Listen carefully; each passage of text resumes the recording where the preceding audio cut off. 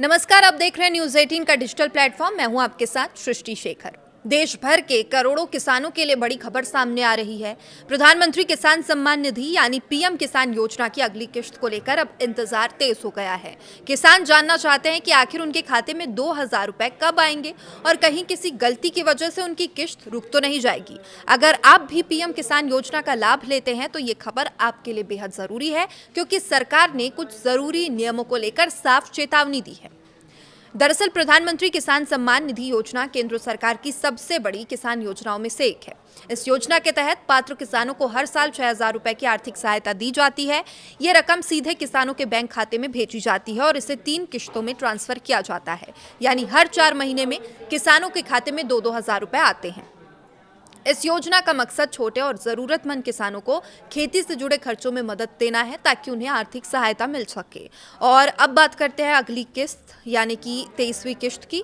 फिलहाल सरकार की तरफ से आधिकारिक तारीख का कोई ऐलान नहीं किया गया है, लेकिन पिछले रिकॉर्ड्स को देखें तो माना जा रहा है कि जून या फिर जुलाई 2026 तक किसानों के खाते में ये अगली किश्त भेजी जा सकती है।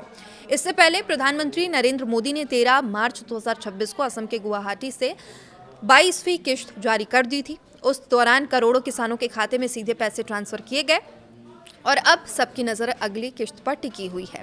लेकिन यहाँ सबसे जरूरी बात यह है कि हर किसान को अगली किश्त का लाभ नहीं मिलेगा। सरकार ने साफ कहा, जिन किसानों ने ई-केवाईसी पूरा नहीं कराया है उनकी किश्त अटक सकती है। यानी अगर आपने अभी तक ई-केवाईसी की प्रक्रिया पूरी नहीं कराई है तो तुरंत ये काम करा लें।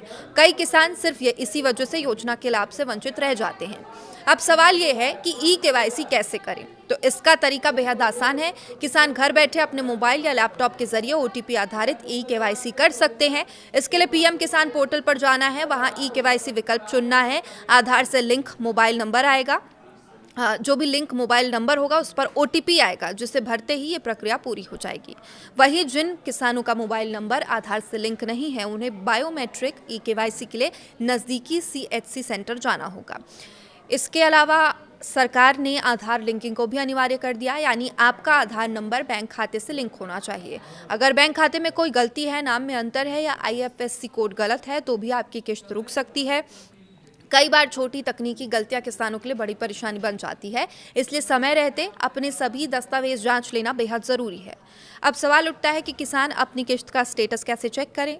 इसका तरीका भी बेहद आसान है। किसान घर बैठे पीएम किसान पोर्टल पर जाकर बेनिफिशियरी स्टेटस सेक्शन में अपनी जानकारी देख सकते हैं।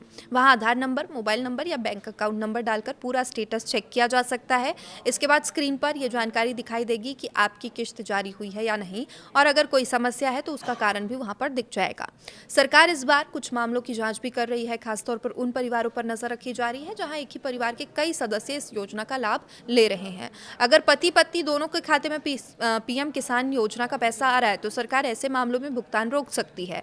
नियमों के मुताबिक एक परिवार से केवल एक पात्र किसान को इस योजना का लाभ मिलता है।